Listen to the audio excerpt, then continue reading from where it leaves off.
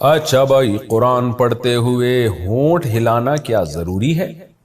کیا قرآن پڑھتے ہوئے ہونٹوں کو ہلا کر آواز سے پڑھنا ضروری ہے؟ نجم اوکاڑا سے نہیں جی، آواز سے پڑھنا ضروری نہیں ہے، آہستہ آواز میں بھی پڑھ سکتے ہیں، لیکن ہونٹ کا ہلنا ضروری ہے۔ دل میں پڑھیں گے تو تلاوت کا ثواب نہیں ملے گا۔ ہم نے دیکھا بعض لوگ نماز میں ایسے کھڑے ہوتے ہیں بالکل یوں، ان سے پوچھو بھائی آپ ثنا پڑھی، آپ نے سورہ فاتحہ پڑھی، قل واللہ پڑھی، رکوع کی تسبیح پڑھی؟ کہنے ہاں پڑھی ہے۔ تو پڑھی ہے تو منہ کیوں نہیں ہل رہا تھا؟ تو ظاہر ہے وہ دل میں پڑھ رہے تھے، اس سے نماز نہیں ہوتی۔ تو جو پروننسیشن ہے یا جو تلفظ ہے وہ تو پورا پراپر طریقے سے ادا ہونا چاہیے نا، تو وہی ادا نہیں ہو رہا، دل میں پڑھ رہے ہیں، تو پھر تلاوت کا ثواب بھی نہیں ملتا اور پھر نماز بھی نہیں ہوتی۔ ہاں امام کے پیچھے کھڑے ہوں تو وہ تو حدیث میں آتا ہے امام کی تلاوت مقتدی کے لیے کافی ہے، لیکن اس میں بھی رکوع سجود کی تسبیحات یا تحیات تو پڑھیں گے نا، وہ منہ بند کر کے کیسے پڑھ رہا ہے بندہ، سمجھ سے بالاتر ہے۔ تو آہستہ آواز سے پڑھیں لیکن تلفظ پورا ادا ہو، آواز نکلنا ضروری نہیں ہے۔ قرآن کی تلاوت کیسے کریں؟ عدنان صاحب گجرات سے پوچھتے ہیں قرآن مجید کی تلاوت تیز رفتار میں کی جائے یا دھیمی رفتار میں؟ اگر تیز رفتار میں کی جائے تو کم وقت میں زیادہ تلاوت ہو جاتی ہے، نیز آواز تیز ہو یا کم ہو۔ عدنان بھائی، خواتین اگر تلاوت کریں تو ان کو تو دھیمی آواز سے کرنی چاہیے، اونچی آواز سے نہیں کرنی چاہیے۔ مرد اگر تلاوت کرے تو اونچی آواز سے تلاوت کرنی چاہیے، اتنی اونچی نہ ہو کہ لوگ ڈسٹرب ہونا شروع ہو جائیں، گھر کے افراد پریشان ہوں۔ لیکن اس کی بڑی برکت ہوتی ہے، گھر میں جب اونچی آواز سے تلاوت ہوتی ہے تو حدیث سے یہ بات ثابت ہے کہ اس سے شیاطین کے اثرات گھر میں ختم ہوتے ہیں، فرشتے اس تلاوت کو سنتے ہیں، اس سے برکتیں ہوتی ہیں۔ اور ویسے بھی ہمیں یاد ہے ہمارے والد صاحب جب شام کو آیا کرتے تھے گھر میں ڈیوٹی سے، تو نہا دھو کے بیٹھ کے تلاوت کرتے تھے اونچی آواز سے، تو گھر میں ایک بڑی برکت سی محسوس ہوتی تھی۔ ان کے انتقال کے بعد وہ تلاوت کی آواز ہمیں نہیں آتی تھی، ایک کمی محسوس ہوتی تھی۔ تو گھر کا سربراہ گھر میں بیٹھ کے اگر اونچی آواز سے تلاوت کرے تو اس کی اور ہی الگ برکت ہوتی ہے، لیکن اس میں یہ بات بہرحال ضروری ہے کہ گھر کے افراد کو تکلیف نہ ہو۔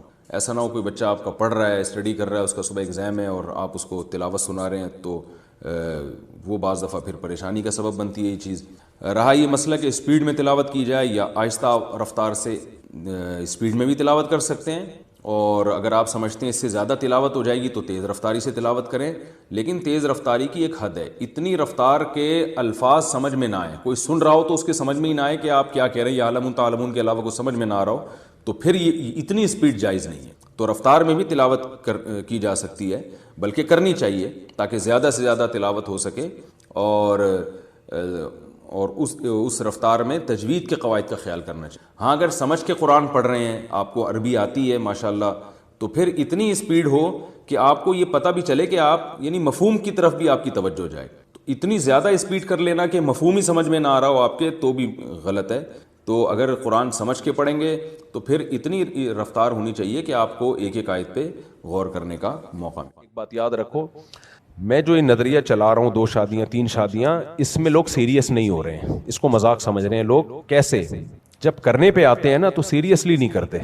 کچھ لوگ نے کرنا دھرنا ہے نہیں، بیوی کو ٹارچر کرتے رہتے ہیں، ہر وقت گھر میں شادی کی بات کر کے دھمکیاں دیتے رہتے ہیں، اگر تم ٹھیک نہیں ہوئی میں دوسری شادی کر لوں گا۔ یہ غلط ہے، یہ بالکل غلط ہے۔ آپ ایک چیز جس کو شریعت نے ایک ضرورت سوسائٹی کی قرار دیا، اس میں بیوی کے جذبات سے کھیلنے کی آپ کو اجازت نہیں ہے، کھیلنے کی اجازت نہیں ہے۔ آپ نے کرنی، آپ اس کے کندھے پہ رکھ کے بندوق نہ چلائیں کہ تمہارے اندر چونکہ خرابی ہے اس لیے میں کر رہا ہوں۔ ایک تو آپ اس پہ سوکل لا رہے ہو اور ذمہ دار بھی اسی کو ٹھہرا رہے ہو، تو بغیر چھری کے ذبح کر دیا آپ نے اس کو۔ ایسے موقع پہ تو کہا جائے گا تمہارے اندر کوئی خرابی نہیں ہے، اس کو اور زیادہ اپنے قریب کیا جائے گا۔ دوسری بات یہ کہ کرنی ہو کر لو، روزانہ گھر میں یہ ٹاپک چھیڑ کے گھر کا ماحول خراب، بولو نا، مت کرو۔ یہ ٹاپک چھیڑ کے گھر کا ماحول خراب مت کرو۔ یہ بالکل ایسا ہی ہے، دیکھو شوہر مر جائے تو کیا ہوتا ہے، چیخنا چلانا ہوگا، 4 مہینے 10 دن عدت ہوگی، اس کے بعد عورت کو سکون آ جائے گا کہ نہیں آ جائے گا؟ لیکن مرا نہیں ہے، ہر وقت کہہ رہا ہے بیگم ہو سکتا ہے میں مر جاؤں، بولو نا بیگم ہو سکتا ہے میں مر جاؤں۔ کہہ رہی کیا ہوا، کینسر ہو گیا؟ نہیں کینسر تو نہیں ہے، ہو سکتا ہے ہو جائے۔ یہ کیا کر رہے ہو آپ کو ہونا اس کو ہو جائے گا، یہ چل رہا ہے مارکیٹ میں۔ شوہر جب دوسری شادی کرتا ہے بیوی کے لیے وہ ایسا ہی ہوتا ہے جیسے مر گیا، بیوہ ہو گئی، یعنی ایک غم پہنچتا ہے اس کو، لیکن اس کے بعد آہستہ آہستہ نارملائز ہو جاتی ہے چیزیں اگر وہ صبر کرنا چاہے۔ لیکن یہ جو ٹارچر ہے نا، میں کر رہا ہوں، رشتہ آیا ہوا ہے، آج مجھے اپنی کلیگ پسند آ گئی ہے اور میں جا رہا ہوں رشتہ دیکھنے کے لیے، اچھا تم چائے نہیں بنا رہی ٹائم پہ، کر لوں دوسری، لے آؤں؟ یہ کیا کر رہے ہو یار تم؟ مجھے بد دعائیں دلوا رہے ہو. اپنی بیٹیوں کا اپنی بہنوں کا سوچو. تمہارے داماد تمہارے ساتھ یہ سلوک کرنا شروع، ہر وقت آپ تمہاری بیٹی کو ایک ٹارچر کرنا شروع کر دیں تو یہ انسان کے بچے بنو میرے بھائی. تو ایک چیز ہے اس کو ہم سیریسلی بیان کر رہے ہیں، کبھی کبھار تھوڑا بہت ہنسی مذاق بھی ہو جاتا ہے، لیکن وہ شریعت کا جو فلسفہ ہے وہ بہت وہ میچور لوگوں کے لیے، چھچورے لوگوں کے لیے بولو نہیں ہے، وہ مذاق بنانے والوں کے لیے نہیں ہے وہ. تو اس لیے کرنا ہو کریں، ضرور ہے تو ہم ترغیب دیتے ہیں کریں بھائی. پہلی بات یہ الگ گھر لے کے دیں اس کو، اسی گھر میں نہیں آئے گی. آدھا بیان سنتے ہیں کم وقت، آدھا سنتے نہیں ہیں. بہت پرانی بات ہو گئی، اب کسی کو نہیں پتا چلے گا کس کی بات ہو رہی ہے. خاتون نے بتایا کہ لندن سے کہ میرے شوہر نے دوسری شادی کی اور میرے ہی گھر میں لا کے بیوی کو رکھا ہوا ہے. یہ غلط ہے. میں نے کہا ہنگامہ کرو بھائی اس پہ. شوہر کا رائٹ اگر دوسری شادی ہے تو بیوی کا رائٹ اس کا سیپریٹ گھر ہے. ایک بات. نمبر 2، جب تک آپ کی ایک ہوتی ہے نا تو بیوی کمپرومائز کرتی ہے بہت سی چیزوں میں. کرنا چاہیے اس کو. سب کمپرومائز کر کے چل رہے ہوتے ہیں. وہ آپ کی ماں کی بھی خدمت کرتی ہے، آپ کے والد کی بھی خدمت کرتی ہے، بعض دفعہ دیوروں کی بھی کر رہی ہوتی ہے. بھائی میاں بیوی ہے، کمپرومائز سے ہی چلتا ہے. لیکن جب دوسری ہو جاتی ہے نا پھر کمپرومائز والا سیٹ اپ ختم. پھر وہ یہ کہہ سکتی ہے اب دوسری آپ کی اماں کی خدمت کرے گی، مجھے الگ گھر لے کے دو، تو آپ کو لے کے دینا پڑے گا. سمجھ میں آ رہی ہے بات کہ نہیں آ رہی ہے؟ پیڑے کھانے کے لیے نہیں ہوتی کہ آپ نے دوسری کو سارا پروٹوکول دے دیا جو پہلی 10 سال سے بچوں کے ساتھ آپ کے ماں کی، باپ کی، دادا کی، نانا کی خدمت میں لگی ہوئی ہے. اس کو آپ نے کہا کہ ایکچولی شریعت نے مجھے اجازت دی ہے، تو شریعت نے اس کو یہ رائٹ دیا ہے کہ وہ کہے کہ اب آپ کے خاندان کی خدمت کون کرے گا؟ دوسری کرے گی، مجھے سیپریٹ رکھو. میں نے ان تمام شرطوں پر عمل کر کے کی ہے. سمجھ میں آ رہی ہے بات؟ ان سب چیزوں کو میں نے فالو کیا ہے تو اس کو یہ حق ہے. وہ کہہ سکتی ہے. ہوتا یہ ہے کہ اس پہلی والی کو تو ادھر ہی رکھا ہوا ہے، دوسری کو ڈیفنس میں الگ فلیٹ لے کے خوبصورت سا دے دیا. یہ چل رہا ہوتا ہے مارکیٹ میں. بھائی دونوں کے سیم رائٹ ہیں، برابر حقوق ہیں. تو پہلی نے جو آپ کے ساتھ اتنا کمپرومائز کیا تھا تو شریعت نے اس پہ کچھ چیزیں لازم، ماں باپ کی خدمت تو جو بھی رہتا ہے وہ تو لازم ہے اخلاقی طور پہ، لیکن اس پہ یہ تو جائز ہے نا کہ وہ الگ گھر کا مطالبہ کر سکتی ہے. میں الگ رہوں گی، وہاں لے آیا کرو اپنی اماں کو خدمت کے لیے، جب لے آؤ کہ خدمت کروں گی. یہ رائٹ تو ہے نا اس کا. تو آدھی بات لے رہے ہوتے ہیں لوگ، پوری بات نہیں لے رہے ہوتے. اور یہ تو ظلم کی انتہا ہے کہ آپ نے دوسری کو ادھر ہی لا کے رکھ دیا. یہ تو نہیں ہو سکتا بھائی، یہ تو کسی صورت میں جائز نہیں ہے. اپنے لیے بھی عذاب کھڑا کر رہے ہو. بہت کم واقعات ہیں، 2 3 4 کو ایک ساتھ انہوں نے گھر میں رکھا ہوا ہے. ہیلمٹ پہن کے جاتے ہوں گے گھر میں یا بلٹ پروف جیکٹ پہن کے جاتے ہوں گے، وہ ان کا اپنا مسئلہ ہے، لیکن نارملی ایسا ہوتا نہیں ہے. الگ الگ ہو. ایک گڑبڑ یہ بھی کر رہے ہوتے ہیں، بیوہ عورت سے شادی کر لی، اس کے بچوں کو لے کے پال لیا. سلام ہے بھائی آپ کو، ماشاءاللہ بہت اچھا کیا. جنت کمانے کا اس سے بڑا کوئی ذریعہ ہو نہیں سکتا. لیکن وہ بچے لا کے پہلی کی جھولی میں ڈال دیے. یتیم بچے ہیں پالو. کیوں بھائی؟ اس کی ذمہ داری نہیں ہے، آپ کی رسپانسبلٹی ہے، آپ پالو اس کو.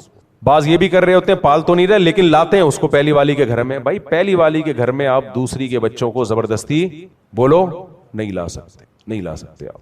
کیونکہ جس عورت کی باری ہوتی ہے نا، بیوی کی باری ہوتی ہے، وہ چاہتی ہے مجھے شوہر پوری توجہ کے ساتھ ملے. پھلتر کی طرح 2 4 آپ چپکا کے لاؤ گے نا بچے، اس کو پتا ہے یہ ادھر توجہ رکھے گا. نہیں یاری میرا خیال ہے بات. ایک مثال دیتا ہوں پھر کھوپڑی شریف میں آئے گی. تم تو کمارے چھڑے چھاٹ ٹائپ کے لوگ ہو، چھوڑو. تمہارے سامنے یہ ایک والوں کے سامنے یہ باتیں کرنا ہی ٹائم ویسٹنگ ہے. تمہیں کیا پتا 2 کے بعد مسائل کیا ہوتے ہیں، ان سے کیسے نمٹا. جب بچے ہو تم آ جاتے ہو بھی ٹوپیاں پہن کے میرے سامنے، شریف جمعے کو نہا دھو کے آ جاتے ہو. دیکھنے سے اللہ کرے سب شریف ہی ہوں مجھ سمیت. ایک گڑبڑ یہ ہوتی ہے، میں آپ کو مثال سے سمجھاتا ہوں. حدیث میں آتا ہے سیدہ عائشہ رضی اللہ تعالی عنہا کی باری تھی. کس کی باری تھی؟ سیدہ عائشہ. حضرت زینب نے حلوہ بنا کے بھیج دیا. کس کی باری میں؟ حضرت عائشہ کی باری. حضرت عائشہ نے وہ حلوے کی پلیٹ لی، زمین پہ مار کے توڑ دی اس کو. کیا ہوا بھائی؟ حلوے میں کیا کون سی ایسی چیز ہے؟ کیا مطلب؟ کیوں سیدہ عائشہ کو اتنا غصہ آیا؟ وجہ کیا ہے؟ باری سیدہ عائشہ کی ہے، اماں عائشہ کی باری ہے، اور انہوں نے برداشت نہیں کیا کہ میری باری میں مداخلت کسی اور کی ہو.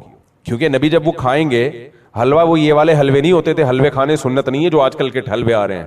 کھجور ہوتی تھی، اس میں کوئی دودھ مکس کر دیا یا کوئی ایسی کوئی چیز، یہ جو بالکل نیچرل، یہ چینی کے جو گڑ کے جو گاجر کے پتہ نہیں کس طرح ہضم کیسے کرتے ہو. ایک دفعہ میں اچھا لوگ مجھے کہہ رہے ہوتے ہیں جب شادیوں میں کہیں کھانا وانے میں جانا ہو نا کہ حضرت آپ یہ میٹھا کھائیں، میں نہیں کھاتا. کہتے ہیں ماشاءاللہ یار حضرت، وہ سمجھتے ہیں بہت نیک ہے حضرت. میں کہتا ہوں ہضم کیسے کرتے ہو یار تم لوگ؟ इतने तुमने नान फोड़ दिए, इतनी बड़ी बिरयानी की प्लेट फोड़ दी, उसके बाद ये गजरेला गाजर का जो हलवा है इतना भारी भरकम, ये लेके घर तक पहुंचोगे कैसे यार, इसको इतना बोझ उठा के?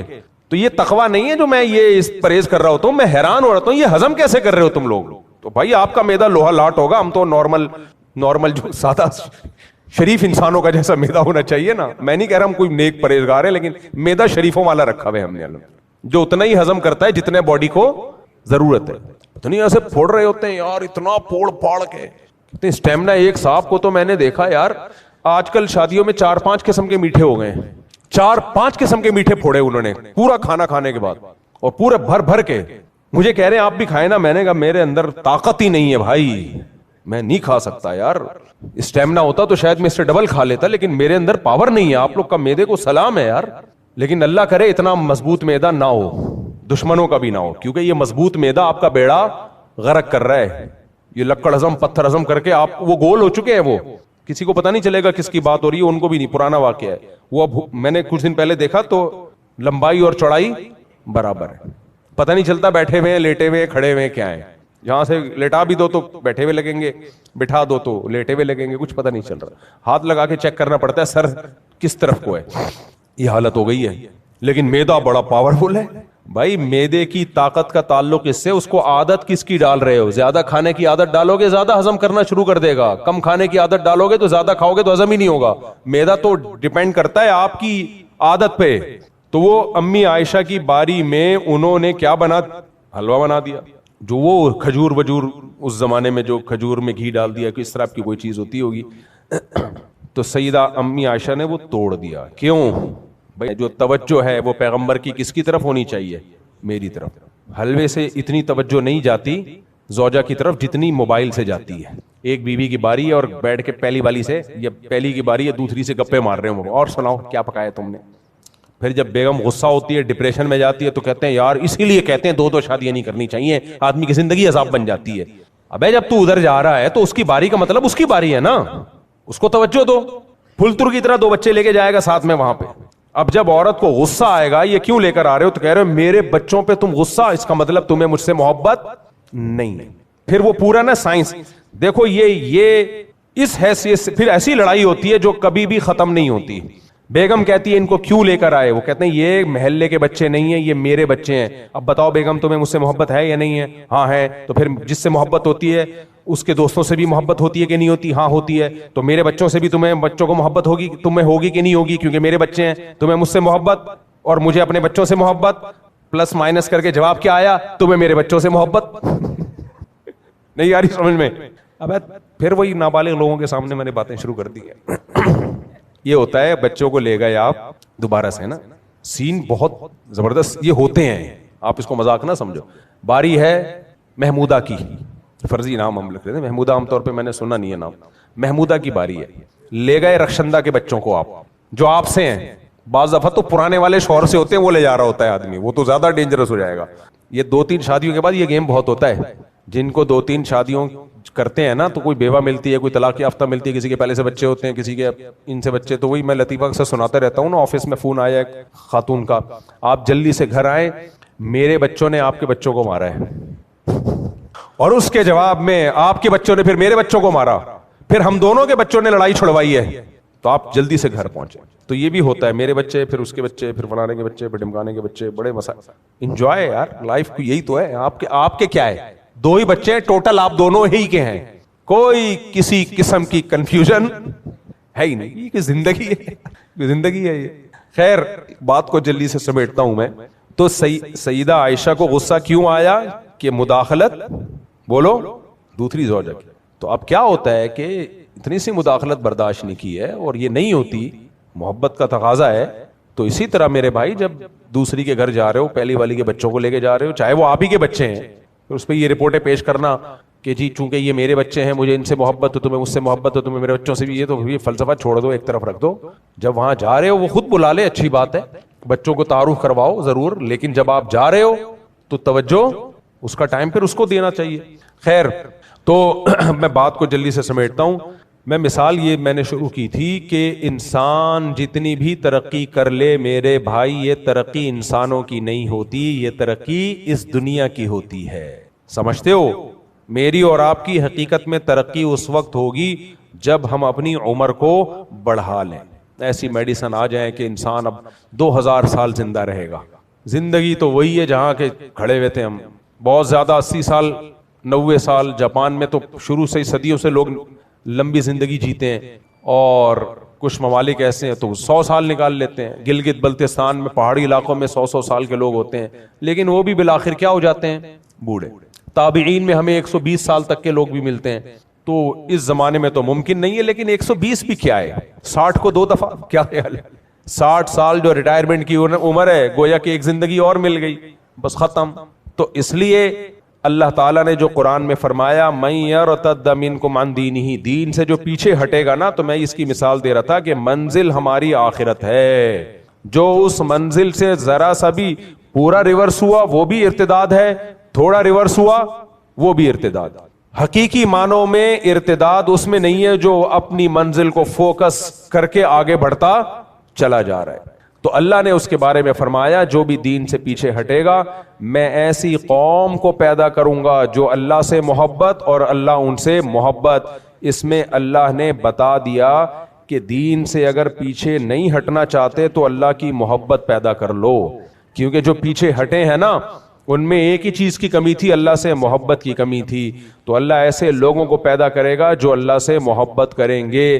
جب اللہ سے محبت کریں گے تو پیچھے ہٹیں گے. پھر انسان کو جس سے محبت ہوتی ہے اور کانفیڈنٹلی ہو, اس کو پتا ہو کہ محبت بھی ٹھیک ہے. بعض دفعہ حرام محبت ہوتی ہے, دل ملامت کرتا ہے کہ یہ ٹھیک نہیں ہے, لیکن جو محبت جس کا حکم ہو, عقل اور ضمیر مطمئن ہو اس محبت پہ, اس محبت میں انسان کی سپیڈ ہمیشہ محبوب کی طرف ہوتی ہے, اس سے پیچھے نہیں ہوتی. تو اس لیے صوفیاء کرام میں اس کو بہت زیادہ فوکس کیا جاتا ہے کہ اللہ کی محبت پیدا کی جائے. ہمارے دل خشک ہو چکے ہیں, جھاڑیاں بن چکے ہیں, اجڑ چکے ہیں. ہمارے حضرت مفتی رشید احمد صاحب ہمیں ذکر بتایا کرتے تھے, اس کو تصوف کی زبان میں اشغال کہا جاتا ہے. تو مختلف اشغال کرتے ہیں نا, بعض اذکار ایسے ہیں کہ ان کو مخصوص طریقے سے کیا جائے, ان کا اثر بہت زیادہ ہوتا ہے. اگرچہ وہ سنت سے ثابت نہیں ہے لیکن وہ علاج کے طور پہ ان کو سنت سمجھنا بدعت ہے. تو اس میں حضرت فرمایا کرتے تھے جب اللہ کا ذکر کرو تو 2 چیزوں کا تصور کرو. نمبر 1, کپڑا جو سفید کپڑا ہوتا ہے نا, اسے نیل دینے سے پہلے اس کے میل کچیل کو صاف کیا جاتا ہے. جب میل کچیل صاف ہو گیا پھر اس کو نیل دیں گے, کیسی اس میں خوبصورتی آتی ہے. اور جب کسان کہیں باغبانی کا کام کرتا ہے تو پہلے جھاڑیاں کاٹتا ہے, اس کے بعد خوبصورت پھول پودے لگائے گا. وہ ایسا ہے یا نہیں ہے؟ تو فرماتے تھے جب اللہ کے ذکر کے لیے بیٹھو اس نیت سے کہ اللہ کی محبت پیدا ہو. دیکھو وظیفے پڑھنے والے, جن چڑیل بھوت بھگانے والے بہت ہیں, اس نیت سے وظیفے پڑھنے والے, میرا روزگار لگ جائے, میرا یہ کام ہو جائے, میرا وہ کام ہے, اس نیت سے بہت لوگ ہیں. اللہ کے لیے, اللہ کو راضی کرنے کے لیے ذکر کرنے والے مارکیٹ میں کیا ہیں؟ شارٹ ہیں. تو فرماتے تھے کہ اس نیت سے ذکر کہ اللہ کی محبت دل میں پیدا ہو جائے. اللہ کی محبت ہے نیل کی طرح, پھولوں کی طرح. تو وہ محبت جب تک پیدا نہیں ہوگی جب تک اللہ کے علاوہ کی محبت کے کانٹے اور میل کچیل دل سے نکل نہ جائے. سمجھ میں آ رہی ہے بات کہ نہیں آ رہی ہے؟ تو اللہ کے علاوہ سب کچھ مارکیٹ سے کیا کیا جائے؟ شارٹ کیا, سب نکالا جائے گا. اللہ کے علاوہ میں ہر چیز, عزت, شہرت, دولت, سب. سپیریئر کون ہے بھائی؟ اللہ ہے. منزل ہماری وہاں ہے, تو پیچھے ہٹنا فائدہ نہیں ہے. تو یہ جب تک پیدا نہیں ہوگی میرے بھائی, نہ دنیا میں سکون ملے گا نہ آخرت میں. اور ہم نے بڑوں سے سنا ہے کہ اللہ کے خوف سے بھی عمل ہوتا ہے. نماز پڑھتا ہے اللہ کے خوف سے, داڑھی رکھتا ہے اللہ کے خوف سے, نظر کی حفاظت کرتا ہے اللہ کے خوف سے. فرمایا خوف سے عمل میں اتنی طاقت نہیں ہوتی جتنی محبت سے عمل میں طاقت آتی. تو محبت پیدا کر لو, خوف بھی ہو لیکن خوف مغلوب ہو, محبت غالب. محبت میں جب کام ہوتا ہے تو مزیدار ہوتا ہے, خوف میں جب کام ہوتا ہے تو مزیدار بولو نہیں ہوتا. ایک دوا آپ کو حکیم نے ایسی بتا دی جو ہے بھی مزے کی, تو آپ تو چاہو گے ایک کے بجائے 2 چمچے کھاؤ, حکیم روکے گا بھائی ایک کھا. لیکن ایک دوا اگر کڑوی ہے تو آپ چاہو گے ایک بھی نہ کھاؤں, حکیم کہے گا کھا ورنہ مرے گا. تو خوف سے جو کام ہوتا ہے اس میں لذت نہیں ہوتی, پائیداری نہیں ہوتی. جو کام محبت میں ہوتا ہے مزے کا بھی ہوتا ہے اور اس میں سپیڈ بھی انسان کی بہت تیز ہوتی. 3-4 دن پہلے مجھے واقعہ سنا رہے، خودکشی تو 2-3 سال پہلے کی انہوں نے. تو کہنے لگے میرا بیٹا جس مجلس میں بھی بیٹھتا تھا نا، ہر وقت اچھی گاڑی، اچھا بنگلہ، دولت، یہ باتیں دوستوں کی ہوتی. آج کل جو لونڈے لپاڑے ہیں صبح شام باتیں کیا کر رہے ہوتے ہیں، تیری سیلری کتنی ہے، تیرا بزنس کتنا ہے، وہ وہاں سے اتنی ارننگ ہوتی ہے، میں یہ گاڑی کہہ رہے ہیں. ہمارے جو ریلیٹیوز ہیں، رشتہ دار ہیں، وہ ہیں پیسے والے. حالانکہ یہ خود بھی کم پیسے والے نہیں ہیں، کوئی غریب نہیں ہے، لیکن رشتہ دار اور زیادہ پیسہ ہے ان کے پاس. یہ تو کمپٹیشن ہے نا. میں اور آپ اگر صدر زرداری کے ساتھ بیٹھنا شروع کر دیں تو ہم تو احساس کمتری سے مر جائیں. کیا خیال ہے بھائی؟ ایسا ہی ہے نا. یا ہم اور مالدار لوگوں کے ساتھ بیٹھنا شروع ہو جائیں تو ہم تو مر جائیں احساس کمتری سے. اس لیے نبی صلی اللہ علیہ وسلم نے فرمایا دولت میں اپنے سے کمتر کو دیکھو اور دین میں اپنے سے برتر کو دیکھو. دین میں ہم اپنے سے نیچے والے کو دیکھ رہے ہوتے ہیں کہ وہ تو 4 نمازیں پڑھتا ہے، میں 5 پڑھتا ہوں، تو اصلاح کی اور توفیق چھن جاتی ہے. تو وہ مجھے بتا رہے اپنا واقعہ کہ میرے جو دوست، وہ جو میرا بیٹا تھا، وہ ریلیٹیو میں، رشتہ داروں میں جب بیٹھتا تھا تو ہر وقت رشتہ داروں میں باتیں کیا ہو رہی ہیں، یہ چھوڑ یار، یہ والی گاڑی بیچ کے دوسری نکالتے ہیں، یہ گاڑی بیچ کر ہے. وہ سوچتا تھا یار میں تو نہیں خرید سکتا. ہر وقت باتیں کیا ہیں، یہ باتیں. مسلسل ڈپریشن کھائی جا رہی تھی اس کو. کاروبار میں پیسہ لگایا نہیں چلا، یوٹیوب سے دیکھ دیکھ کے موٹیویشن ملتی ہے. بھائی وہ مشورہ دے رہا ہے، وہ کچھ مشورے صحیح بھی ہوتے ہیں اس میں، لیکن ایسا تھوڑی ہوتا ہے. قرآن نے ایک جگہ تھوڑی، کئی جگہ پہ قرآن نے کہا یبسط الرزق لمن یشاء ویقدر، جس کے لیے چاہوں گا رزق کے دروازے کھولوں گا، جس کے لیے چاہوں گا رزق کے دروازے بند کروں گا. تو یہ نہیں ہو سکتا کہ اسٹرگل اور محنت پہ لازمی نتیجہ نکلے. نہ یہ گورے کی کہانیاں ہیں، حقیقت سے اس کا تعلق نہیں ہے. ہارڈ ورکنگ اسٹرگل، پھل ملے گا. اللہ چاہے گا تو ملے گا، نہیں چاہے گا تو نہیں ملے گا. اسلام نے ہمیں ہارڈ ورکنگ کا حکم دیا ہے، یہ نہیں کہا کہ اس پہ نتیجہ بھی نکلے گا. نا. قرآن کہتا ہے کہ جو بھی من کان یرید حرث الدنیا، جو بھی دنیا چاہے گا، نؤتیہ منہا ما نشاء، جس کو ہم چاہیں گے اور جتنی چاہیں گے دیں گے. جس کو چاہیں گے ملے گی، جس کو نہیں چاہیں گے تو اس کے چاہنے سے نہیں ملے گی. میرے چاہنے سے نہیں ملے گی کہ میرے پاس اتنا پیسہ آ جائے. یہ تو سب چاہتے ہیں بھائی. یہ جو کدال لے کے مزدور بیچارے کنویں کھود رہے ہیں، کیا یہ خوشی سے کر رہے ہیں یہ کام؟ چاہت تو ان کی بھی ہے، دولت آ جائے. تو اللہ کہتے ہیں جس کو میں چاہوں گا اور جتنی چاہوں گا. کسی کے لیے رزق کے دروازے ایسے چھپڑ پھاڑ کے کھول دوں گا کہ سمیٹنا مشکل، اور کوئی روٹی کو ترسے گا. تو اب ان کا ساتھ بھی یہی ہوا. وہ بیٹا بیچارہ وہ کاروبار میں پیسہ ڈبو بیٹھا. اب قرض والے آ رہے ہیں. ایک تو یہ بڑی مصیبت ہے، قرضے لے کے بزنس کرتے کیوں ہو بھائی؟ یہ بھی ایک ہوس ہے دنیا کی، پیسہ آ جائے. تمہارے پاس جو ہے ٹماٹر کی ریڈی لگاؤ نا، تمہیں تکلیف کیوں ہو رہی ہے، موت کیوں آ رہی ہے ٹماٹر کی ریڈی لگاتے ہوئے؟ مصیبت کیا ہے؟ آپ کہہ رہے سے بے عزتی ہوگی، تھوڑے ڈیسنٹ قسم کی ریڈی لگا لو. کیا خیال ہے؟ تھوڑی سی اچھی لگے دیکھنے میں. ایک ٹماٹر پہ اسٹیمپ لگاؤ اپنی کمپنی کی. انگریز بھی ٹماٹر بیچتے ہیں کہ نہیں بیچتے؟ مجھے ایک بات بتاؤ.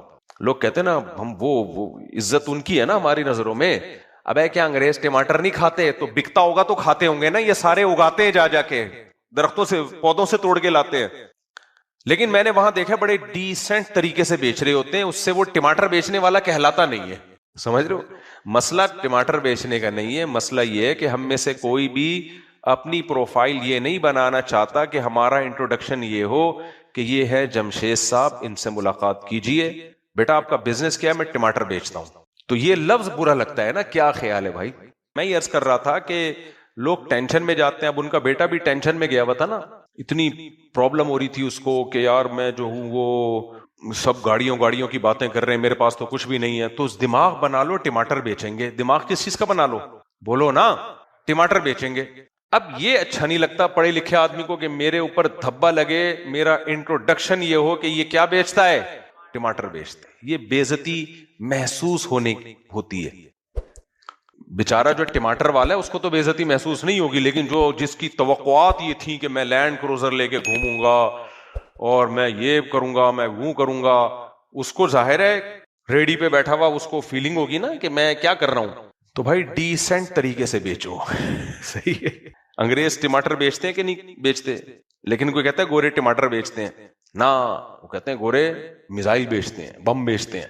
تو میں آپ کو طریقے بتا دیتا ہوں کہ آپ ٹماٹر بھی بیچ لو گے، اور یہ بھی نہیں کہ آپ کو کوئی رشتہ لینے میں مشکلات ہوں گی، آپ کی اچھی جگہ نکاح بھی ہو جائے گا. یعنی اچھی جگہ سے مراد جو آپ کا اسٹینڈرڈ ہے آپ ان کو یہ تھوڑی بتاؤ کہ میں ٹماٹر بیچتا ہوں, آپ بولو کہ میرا آن لائن ویجیٹیبل کا بزنس ہے.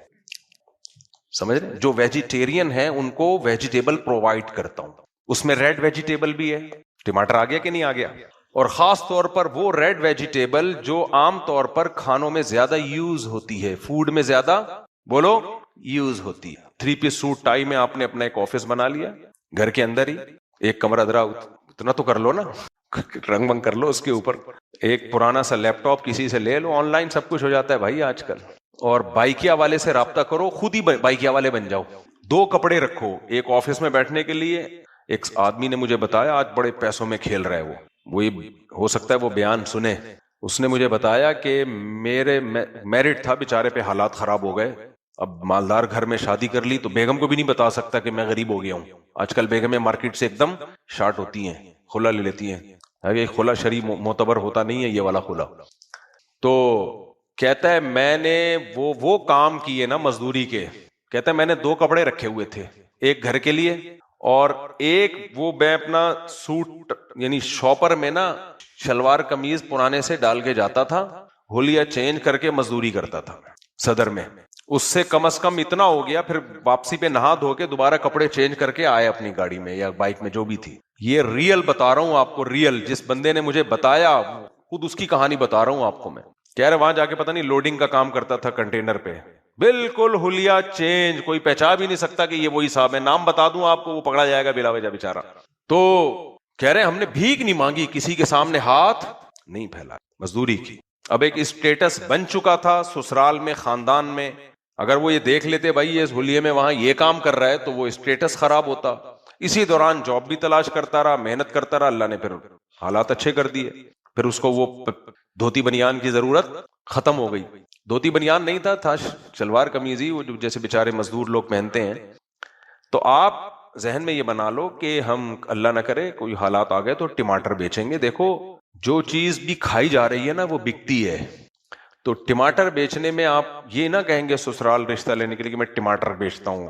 آپ نے کیا کہنا ہے, میرا ویجیٹیبل کا بزنس ہے, یہ میرا آفس ہے, کرائے پہ کسی سے 2 دن کے لیے ادھار آفس مانگ لو. خیر یہ میرا آفس ہے اور اس میں آپ کبھی تشریف لائیے, ہمارا ویجیٹیبل کا بہت بڑا بزنس ہے, ہم ویجیٹیرین کو پروموٹ کرنا چاہتے ہیں. اصل یہ جو گوشت ووش کے, پھر وہ ڈاکٹروں کے 2-4 کلپ بھی لگا لو جو کہہ رہے ہیں گوشت نہیں کھانا چاہیے. دیکھو سبزی کھانے کا بھی ایک کلپ آیا, سبزی کھائیں, زیادہ سے زیادہ سبزی کھائیں. ویجیٹیرین یہی کہتے ہیں کہ گوشت نہیں کھائیں, کیا کھائیں, سبزی کھائیں. تو ایک بڑا اچھا کلپ کسی نے بنایا کہ بالکل ہمیں سبزی ہی کھانی چاہیے, اور سبزی کھانے کا بہترین طریقہ یہ ہے کہ سبزی بکرے کو کھلائیں اور کاٹ کے بکرا کھا جائیں. میرے تو سلام دعا ڈاکٹروں حکیموں سب سے ہوتی ہے نا. ایک قبلہ حکیم صاحب تھے, بہت پرانی بات ہے. تو میں نے پوچھا حکیم صاحب یہ چنے کی دال کے بڑے فضائل ڈاکٹر لوگ بتاتے ہیں, یس حکیم لوگ بتاتے ہیں, بڑی طاقتور ہوتی ہے لیکن ہضم نہیں ہوتی ہے, گیس کرتی ہے. انہوں نے کہا بہترین طریقہ ہے کہ چنے کی دال بکری کو کھلاؤ اور بکری کا دودھ پی لو.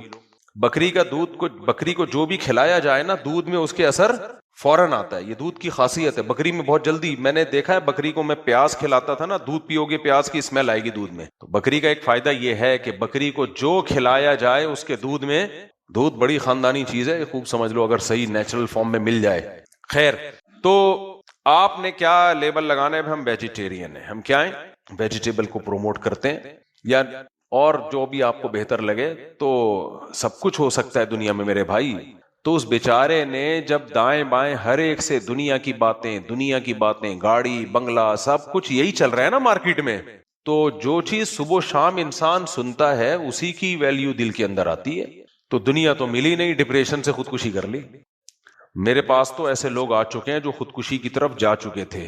وہ کہتے ہیں آپ کا بیان ہم نے سنا ہے تو اللہ کا شکر ہے خودکشی کے خیالات دل سے نکل گئے.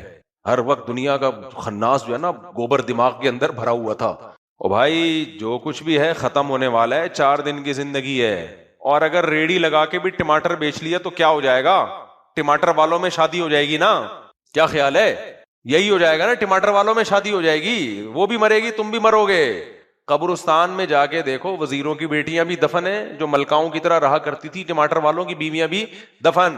ایک قبر ٹماٹر والے کی ہوگی, اس کے ساتھ کسی شہزادے کی قبر ہوگی, اندر جانے کے بعد سب برابر. یہ ہے اس دنیا کی حیثیت. تو موت کا تصور دیکھو موت انسان کے لیے دنیا میں سب سے بڑا غم ہے. یہ ایسی چیز ہے جسے کوئی قبول نہیں کرنا چاہتا. ہر شخص چاہتا ہے میں زندہ رہوں ہمیشہ, لیکن خدا کی قسم ٹینشن ختم کرنے کا سب سے بڑا ذریعہ بھی کیا ہے؟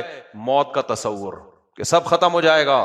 اب میرے اور آپ کے بس میں اگر ہوتا کہ موت کو ہم دھکیل دیں تو ہم دھکیل دیتے, یہ ہمارے بس میں نہیں ہے. تو کیوں نہ اس موت کو سکون کا ذریعہ بنا لیں. نہیں آئی سمجھ میں بات؟ کیا خیال ہے بھائی؟ بے دین آدمی اس موت کے تصور کو ٹینشن اور ڈپریشن کا ذریعہ بناتا ہے, یار میں مر نہ جاؤں, یار میں بوڑھا نہ ہو جاؤں. دیندار آدمی اسی موت کو سکون کا ذریعہ بنا لیتا ہے کہ یار سب کیا ہو جائے گا, ختم. نہ خوشیوں میں اتراتا ہے, خوش ہوتا ہے, وہ آپے سے باہر نہیں ہوتا. کیوں بھائی؟ یہ خوشی چھن جائے گی. جو چیز چھننے والی اس پہ اتراتا ہے انسان. ابے مجھے ایک بات بتاؤ, تمہاری بڑی خوبصورت سی بیوی, بڑی معشوقہ, اپنے دوستوں میں انٹروڈکشن کروا رہے ہو, آج کل لوگ کروا رہے ہوتے ہیں, اپنی بھابھی سے ملیے, دوست جل رہے ہیں, ابے یار اتنی خوبصورت بیوی لے کے گھوم رہا ہے. لیکن آپ کو یہ پتا ہے کہ اس نے کورٹ میں خلا کا کیس کیا ہوا ہے, 2-4 دن کے بعد مارکیٹ سے شارٹ. دوست نے پوچھا یار ہم نے تو سنا ہے کہ بھابھی نے خلا کا کیس کیا ہوا ہے. ہاں یار کیس تو کیا ہوا ہے, 1-2 دن تک تو ہے نا, ابھی میرے ساتھ ہی ہے. اب خلا کی ڈگری, جج کا تو کام ہے لوگوں میں طلاقیں دلوانا. ونس اپون اے ٹائم ججز کا کام تھا سلو صفائیاں. آج کل الحمدللہ جنرل مشرف وہ کام کر کے گیا ہے کہ آپ جائیں, آپ کی بیگم جائے, بس عدالت جج انتظار کر رہا ہوتے, آئیے اتنے دنوں کے بعد آپ کیوں تشریف لائیں گے.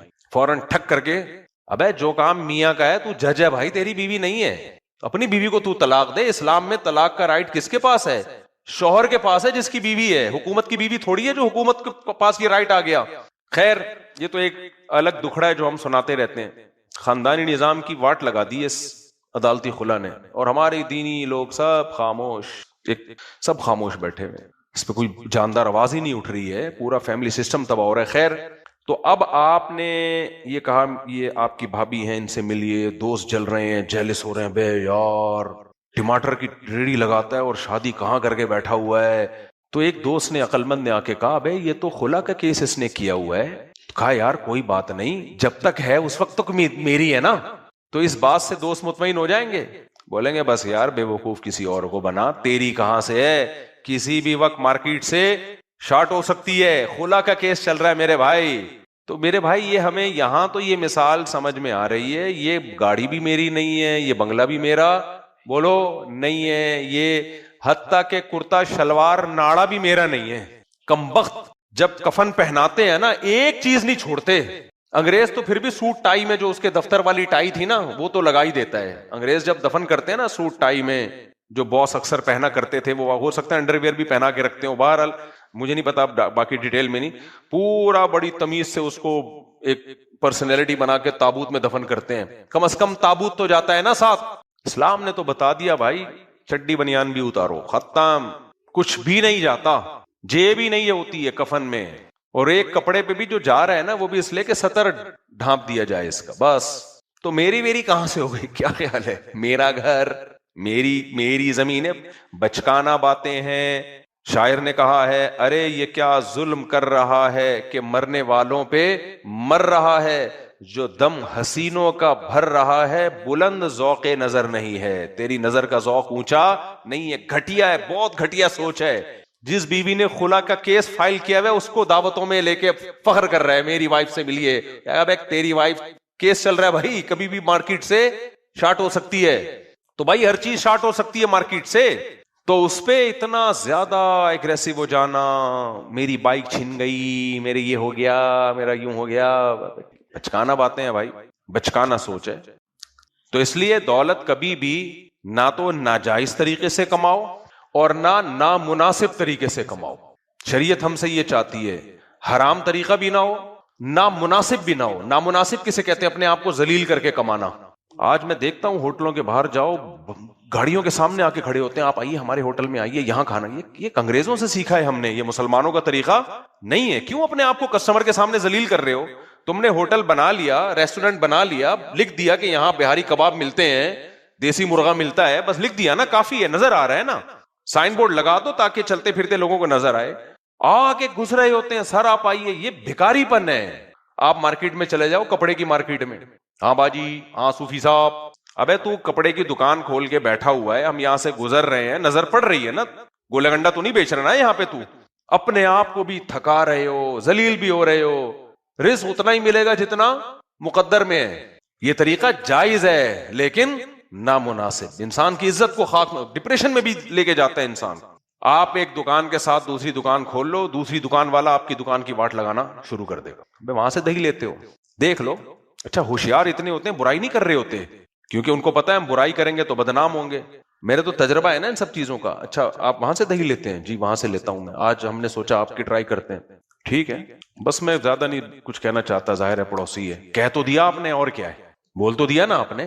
میرے پاس بائک تھی, پرانی بائک, کسی کو بددعا دینی ہو نا تو بدنامی سے بچنے کے لیے 2 بددعائیں یاد کر لو, بدنامی بھی نہیں ہوگی اور بددعا ایسی لگے گی روئے گی, روتا رہے گا وہ. ایک اس کو دعا کرو, اے اللہ اس کو پرانی گاڑی دلا دے, بس اے اللہ اس کو پرانی گاڑی دلا دے. نمبر 2, اے اللہ اس کے گھر میں مزدور آئیں. اس کے گھر میں کون آئے؟ کنسٹرکشن کے کام کے لیے مزدور گھر میں گھس جائے نا, امام مہدی آ کے نکالیں گے اس کو, بھائی وہ نہیں نکلے گا, نہیں نکلتا. انگریزوں کے ہاں, گوروں کے ایسا ہوتا ہے, مزدور کو, ٹھیکیدار کو آپ نے ٹائم دیا, ایڈوانس پیمنٹ دے دی, اس ٹائم کے اندر بنا کے نکل جائے گا. یہاں نہیں ہوتا. یہاں آپ نے کوئی کمرہ بنانا ہے, کچھ بھی بنوانا ہے نا, مزدور کو اور ٹھیکیدار کو آپ نے بلایا, آپ نے کہا یہ پیسہ آدھا پکڑ لے, وہ آدھا لے گا پیسہ, آدھا پکڑ لے, کتنے دن میں بنا دے گا؟ جی 1 مہینے میں بنا دوں گا. یار 2 مہینے لے لے, ٹھیک ہے لیکن بنا دینا. چل ٹھیک ہے 2 مہینے نہیں, میں 1 میں بنا دوں گا. ابے تو 2 مہینے لے لے لیکن بنا دینا. اس دوران وہ 10 بندوں سے اور ٹھیکہ پکڑ لے گا, تو کہے گا یہ تو آ ہی گیا ہے نا میرے ہاتھ میں, سریے کے پیسے تو مل ہی گئے ہیں, اب یہ تو بھاگ نہیں سکتا. 10 اور بندوں سے پیسے پکڑے گا وہ, اور 10 کے کام شروع کر دے گا. اتنا سا کام آپ کا ہوگا اور آپ عذاب جان. مزدور گھر میں گھس جائے, نکلتے ہیں. تو ایک بڑھیا نے کسی کو بددعا دی, اللہ کرے تیرے گھر میں مزدور آئے. تو اس نے کہا یہ کیسی بددعا ہے؟ جب آئے نا تو پتہ چلا. تو ٹھیکیداروں کے لیے یہ طریقہ بھی پیسہ کمانے کا گھٹیا ہے, سمجھ رہے ہو؟ کما تو لیتے ہیں, گھٹیا طریقے سے کماتے ہیں. یہ تو ناجائز بھی ہے کہ جس سے آپ نے جو وعدہ کیا آپ اس کو پورا نہیں کر رہے, لیکن ٹھیکیدار پکڑ رہے ہوتے ہیں, ادھر سے پکڑ لیا, ادھر سے پکڑ لیا, ادھر سے ٹھیکہ پکڑ لیا, رلا دیا بندے کو. بھائی جس سے آپ نے کمٹمنٹ کیا آپ اس کو جلد سے جلد پورا کرو. یہ میں بیان کر رہا ہوتا ہوں نا, میں خود یہ بھگت رہا ہوتا ہوں. اب سوچو ہمارے ساتھ جب یہ ہوگا تو آپ تو اتنے زیادہ مشہور نہیں ہو, تو مشہور لوگوں کے ساتھ, حالانکہ ان کو ڈر بھی ہوتا ہے, مشہور لوگوں کے ساتھ ایسا ہوگا تو بیچارہ مشہور نہیں ہے, اس کے ساتھ کیا ہوگا, پھر تیرا کیا ہوگا کالیا, سمجھ رہے ہو؟ تو یہ بھی پیسہ کمانے کا گھٹیا طریقہ ہے. کون سا طریقہ ہے؟ گھٹیا, نیچ پنا ہے. ابھی ایک کا کام ہوا نہیں ہے, ادھر سے پکڑ لیا, ادھر سے پکڑ. بھائی آپ پکڑو, ٹھیکہ پکڑو, اس کو پھر ٹائم دے دو, بھائی یہ 2 مہینے میں کمپلیٹ کرنا ہے, اس کے بعد میں آپ کی طرف آؤں گا, ایڈوانس میں کچھ دے دو تاکہ کمٹمنٹ خراب نہ ہو. نہ, اسٹیٹ ایجنٹ یہ کر رہے ہوتے ہیں. آپ کو 1 کروڑ کا پلاٹ انہوں نے بیچا, بیانہ بھی لے لیا, شام کو ستار بھائی کی کال آ گئی, یار وہ 1 کروڑ کا پلاٹ دے دیا؟ ہاں یار دے دیا. بیانہ لے لیا؟ ہاں لے لیا. اب 1 کروڑ 10 کا مجھے دے دے یار, یہ 1 کروڑ 5 کا مجھے دے دے. اب آپ کی نیت کیا ہو گئی؟